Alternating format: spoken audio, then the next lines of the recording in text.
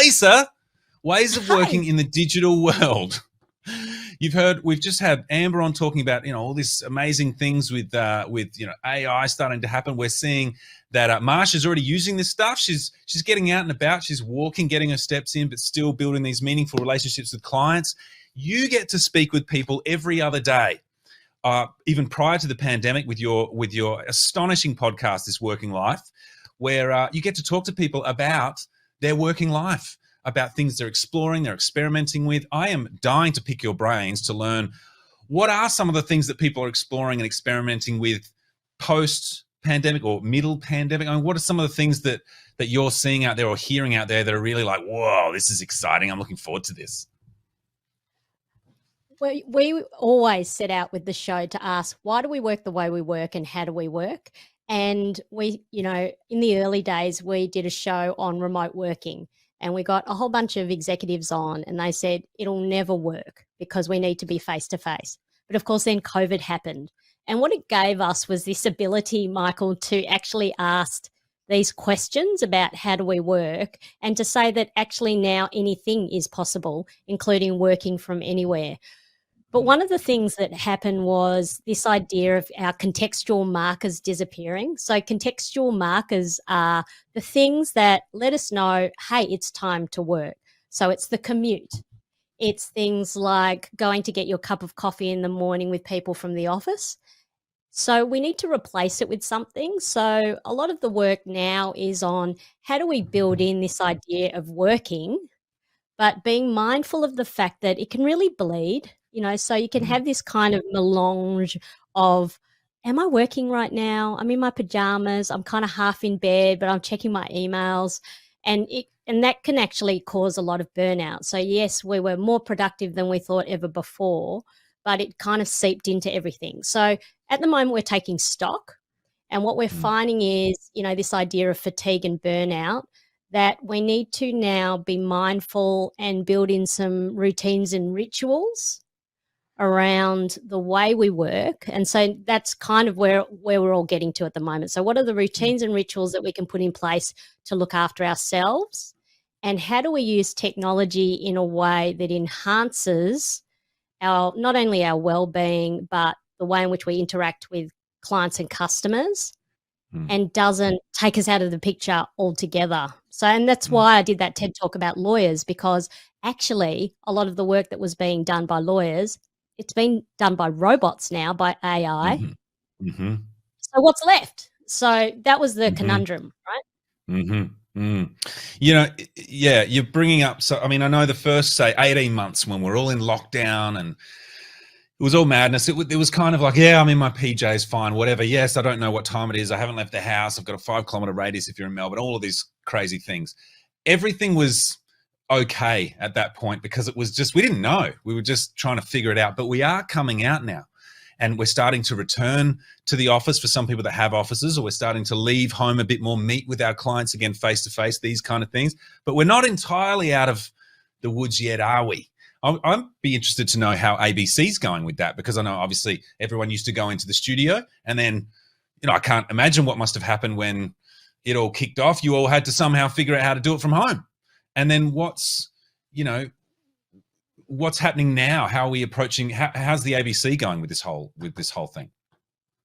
So we all thought that we needed to broadcast in studios. And then when COVID hit, we definitely started to test how do we broadcast remotely. And so one of the concepts that I write about in the book is this idea of every day is lab day that I wanted to talk about today. So I actually studied science and law, and I was terrible in the science lab. So I basically got a lab evacuated because I didn't read the manual properly. I started this experiment. I got through half a day and I looked at the back page and there was a skull and crossbones. And it said, whatever you do this experiment in a fume cupboard.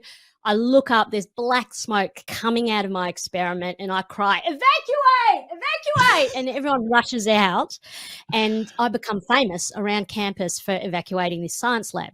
So I'm terrible. Wow. However, I picked up one thing, Michael, and the one thing is every day is lab day. Wow. You experiment, and if the experiment fails, you are not a failure.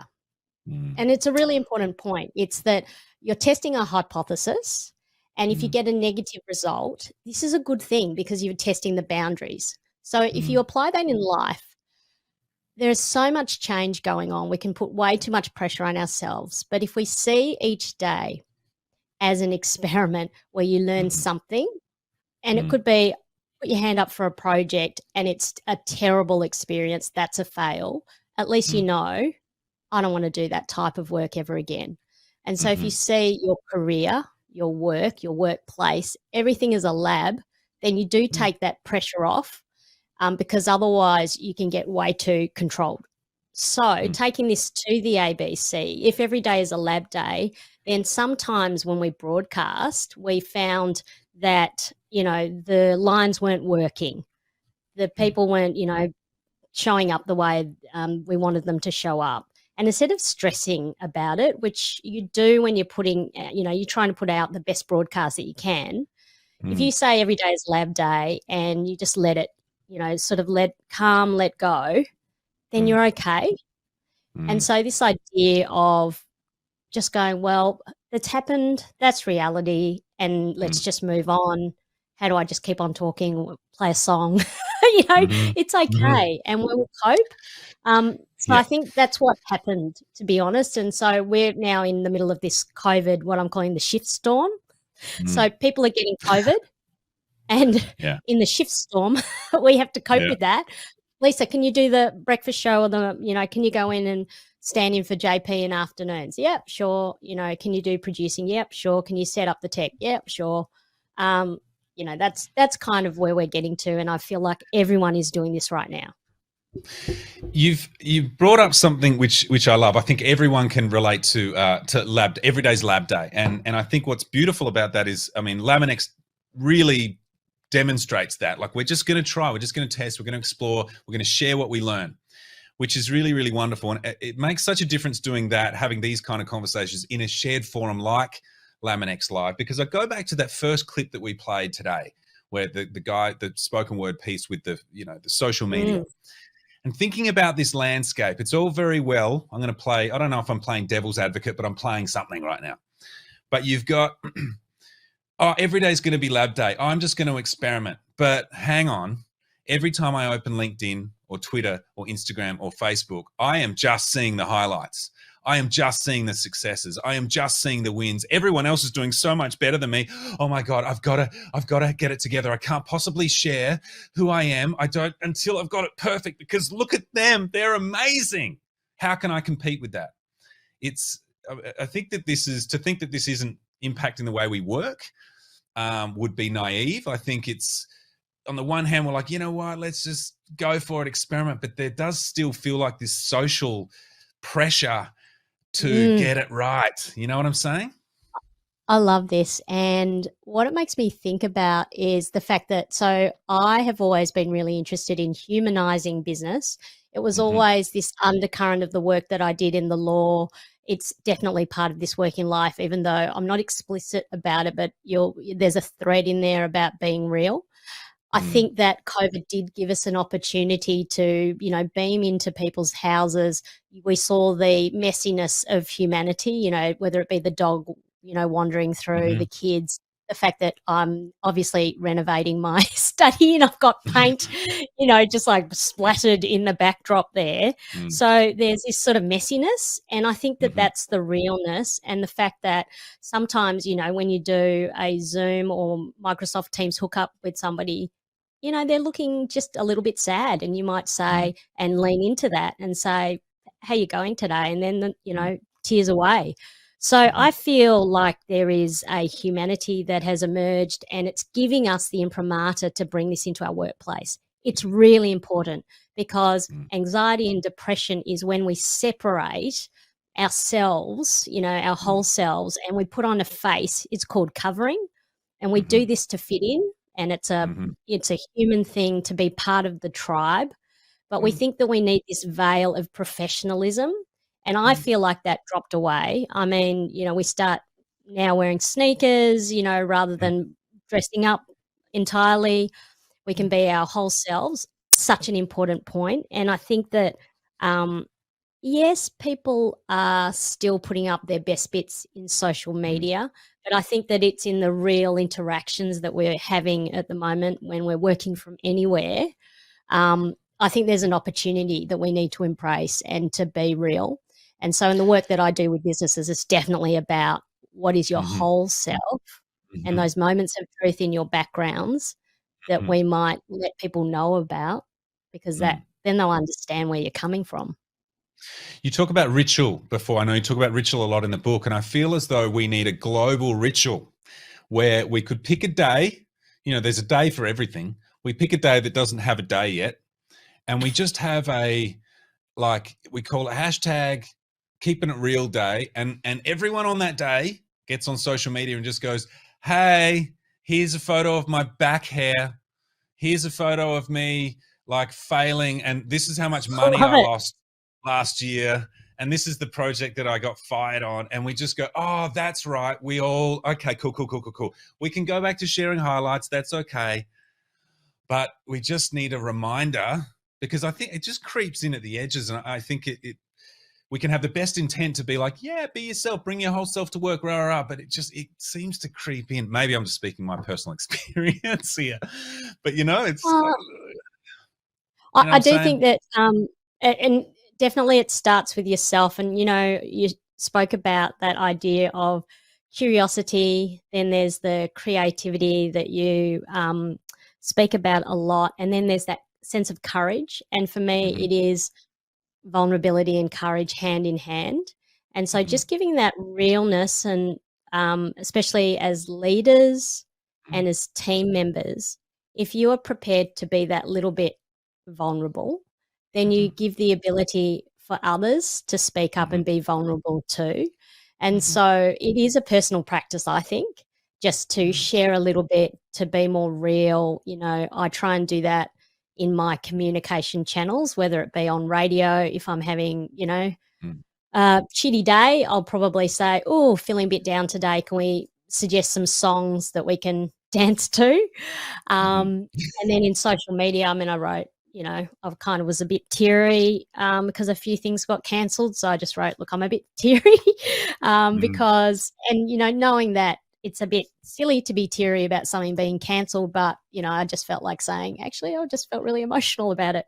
So I think, taking that on board yourself. The other little tip around rituals then is just listening and reflecting on what people have shared so far. Nir Eyal wrote the book Hooked. It's used a lot in Silicon Valley because that book helped hook people into using social media more. And that was, the like buttons and all those little things, the little red lights that make you your dopamine hits. But then he wrote a second book called Indistractable. And the reason why he wrote this book is because he said, oh no, my book Hooked has been now used as a Bible for bad. So I'm going to help people get over that. And so it's a really useful book because it says, look, it's not really about tips and tricks now. It's about understanding that deep down, the way in which we operate as human beings, there's these like very deep beliefs. And you can't really blame technology for your bad habits.